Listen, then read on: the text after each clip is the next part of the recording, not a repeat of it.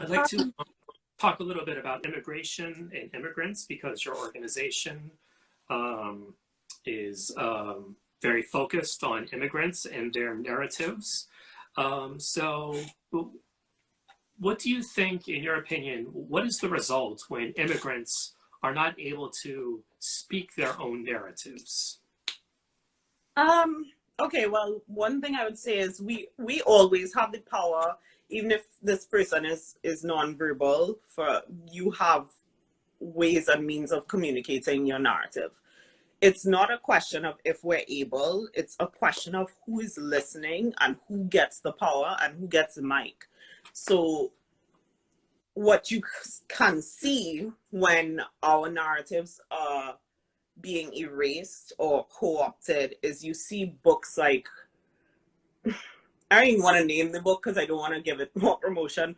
All right, to be fair, I have not read it. I read the first chapter in the New York Times, but you saw last summer there was this whole controversy over this book called American Dirt, where Okay. the author was a white novelist who was writing a story about a woman who flees Mexico, I guess fleeing from a drug cartel or something after her Yeah. husband, a journalist, is killed, goes to the US. And what you see there was, there was a Latina author, Miriam Gurba. I'm blanking on her name, but she spoke out about it, and everybody was so angry with her for just being critical of this piece of art. And art is there to be criticized, it's there to be challenged. But the critic took the heat for saying that this is not a good representation of Latinx communities. This is not a good representation of the intricacies and the nuances and the politics of what's really happening. And that reviewer ended up getting threats of violence and death threats against her, while everybody looked at the white woman author as the victim because she got a bad review. So I think that's one danger that happens, is our stories can be co-opted, and the author of American Dirt, whose name I'm also blanking on, I'm terrible with names, was saying how she was kind of doing like a white savior thing where she was like, I wanted to give a name to the faceless brown mass.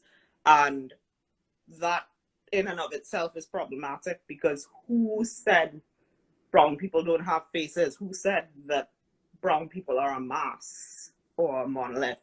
Who said that we can't tell our own stories? So it's more about the privileging of stories. Another big dangerous example of what happens when our narratives aren't given the proper platforms, the election of a fascist neo-Nazi loving president. I mean, really and truly, part of what inspired me to start doing these workshops was you had this so-called leader of the free world telling everybody that Mexicans are murderers and rapists who are taking over the country. That's a false narrative. Statistically, immigrants commit fewer crimes because guess what? We don't want to be deported. And we're also just not bad people. And even though he said Mexicans, I took it as an attack on all immigrants of color, because he's not talking about his wife. He's not talking about white immigrants. He's talking about people of color coming into what he perceives as a white nation. Right. Right.